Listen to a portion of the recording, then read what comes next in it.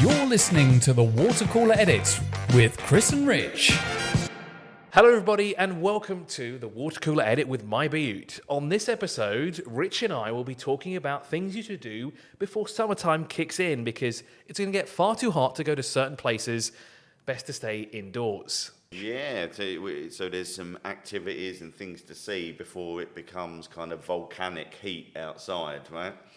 So that's what we're going to pretty much focus on today, yeah? Things that to cram in before it gets too hot to go outside. So before anything. Sorry, Rich, for cutting you off there, but before we start, Global Village is not closing down anytime soon, or not closing down, I guess. The end of the season is not soon, is it?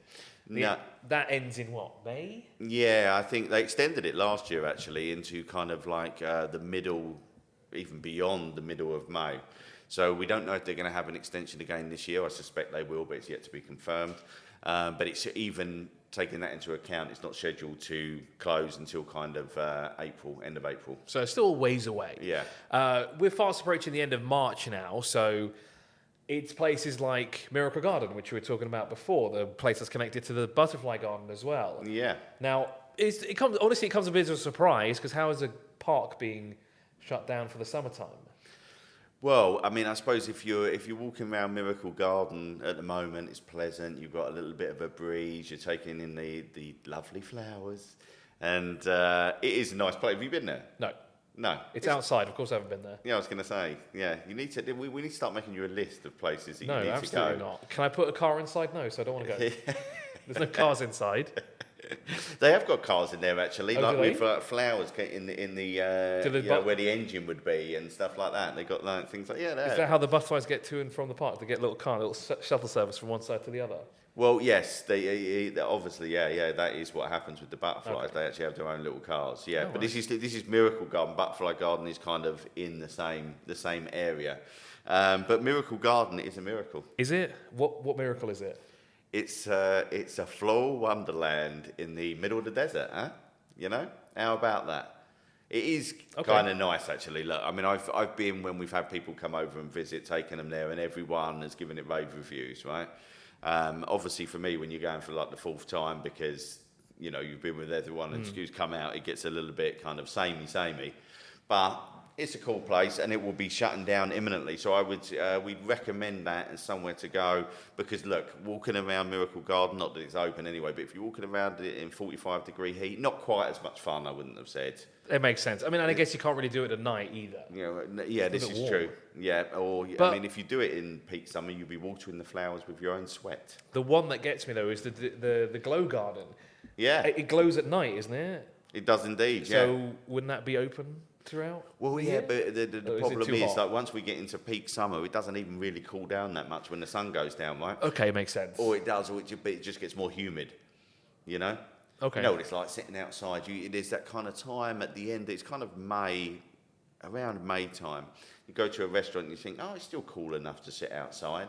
You sit outside, and by the time you've made it through the starters, you're sitting in a small puddle of your own. Makes sense. So have you been to the Glow Garden before? I haven't, but I know people who have all really enjoyed it. I've just realised what we're going to talk about here is probably a list of things that I've driven past but never been inside. This is true. So we started with the Miracle Garden. When you're cruising. We started with the Miracle Garden, not been in there. Butterfly Garden, no. I actually drove past it the other week, actually. Glow Garden, no, driven past it. Global Village, okay, I have been inside, but it's not closing down for the summertime, so that's still open. Yeah, I remember you being very excited that there was a petrol station opening. Yes, and it opened. Near the entrance of Global Village. Have you frequented this petrol station? I have not. Disgraceful. Because I barely drive that into town.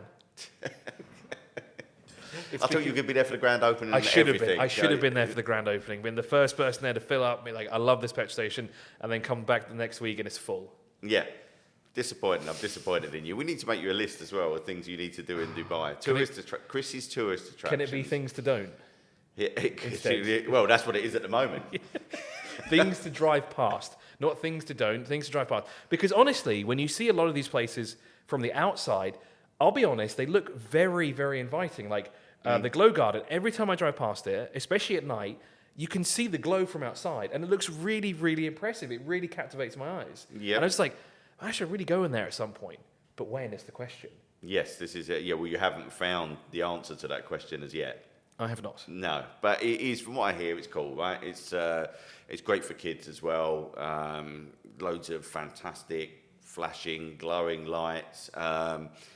Various things like dinosaurs and stuff like this, and all the rest of it. So it's a lot of fun to be had, but obviously the season is coming to a close. Have you been to Hatta recently? No.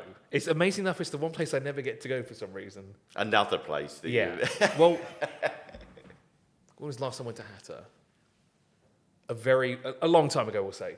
Right, okay. Yeah. So Hatta, they've been opening a lot more stuff down there, as they will be over the coming years as well. But there's things you can do in Hatta that everyone loves. The Hatta Wadi, the kayaking. People really, really enjoy that. Obviously, that's not going to be quite as nice to do in peak summer, so that's another thing. And also, something... my wife's company had an away day down there recently. Stayed overnight, and on the morning of the second day, they hiked up to the Hatta sign. You know the Hatta sign that looks like the Hollywood sign? Oh, yeah. Hiked up there for sunrise.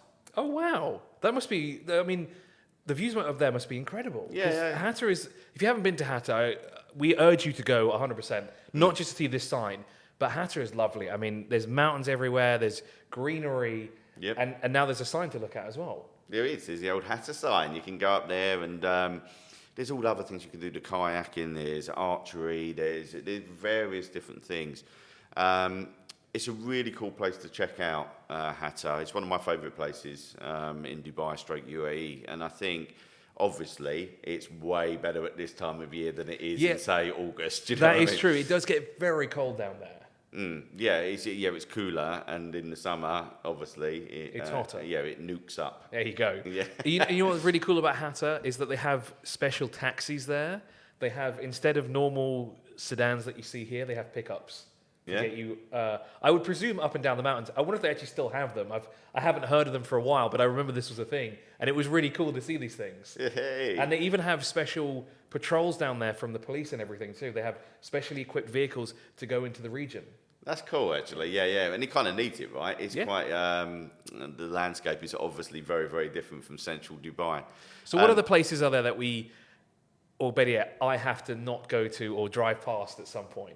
Right, so there's another one in Abu Dhabi. Well, let's stick on the kayaking theme for a start, right? So kayaking at the Louvre. Okay. Right, so you can do kayaking around the Louvre Museum, and you can actually do sunrise kayak. Can you look at art while you're in the kayak? Yeah, they've actually made canals through the... no, you can't. Oh.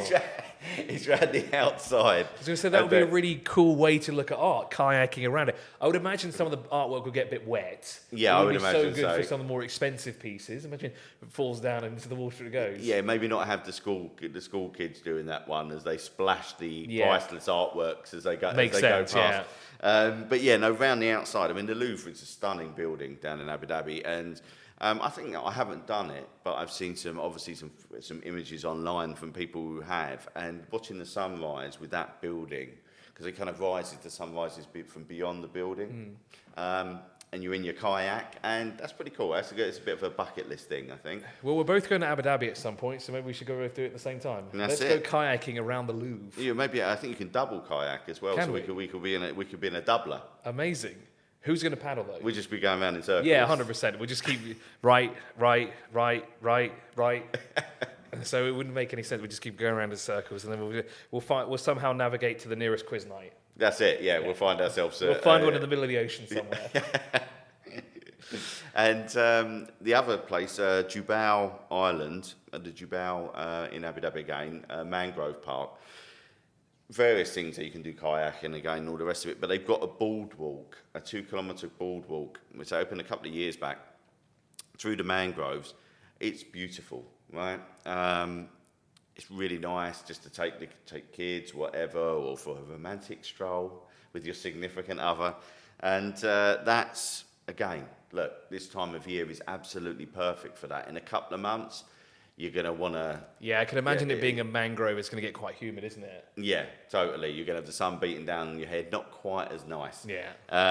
So that's another thing, definitely, I think we would recommend for this time of year before it's too late. If you have any other suggestions that you think you could go to before the summertime hits, do let us know in the comment section below. Obviously, places like water parks they're going to be open no matter what, because, of course, that's a great way to cool down, isn't it? Yeah, it is. This is true, actually, right? And we do now have the world's largest water park with Aquaventure on the Palm. That is now officially the world's largest water park because they had an extension last year. So, the tagline is, can you conquer the world's largest water park? Do you think you can conquer the world's largest water park, Chris? I've not been to a water park in years. I keep wanting to go back to Dreamland every time I drive past it, but I haven't been, and I should really go at some point. It's still around, yeah. It's still around. It's still going, still very popular. Yep. Amazingly enough, because every time I drive past it, there's just millions of people parked outside of it, which is one too many than I'd like to have outside. Yeah.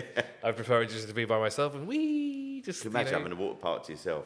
It would be so much fun. That's the dream, isn't it? Just have every slide to yourself, the wave pool to yourself. Yeah.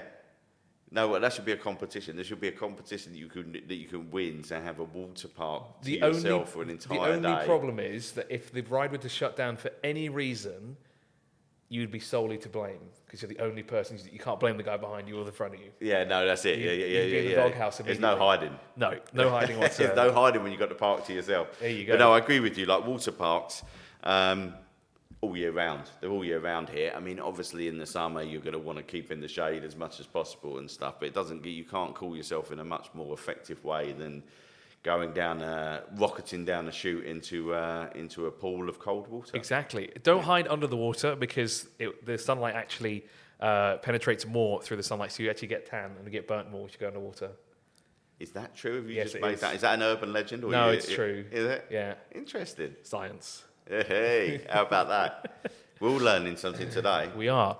Well, that wraps up this episode of the Water Cooler Edit with MyBayut. Of course, you want to check out any of the topics that we've discussed on this episode, you can check it out on the MyBayut blog, which is Bayut.com/MyBayut. Thanks, Rich, for joining me again. And, well, cheers, when are we going kayaking?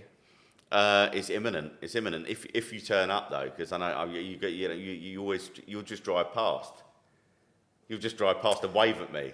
I guess Yas Marine is right next door, yeah, so probably true. There's cars there. See ya. Cheers, guys.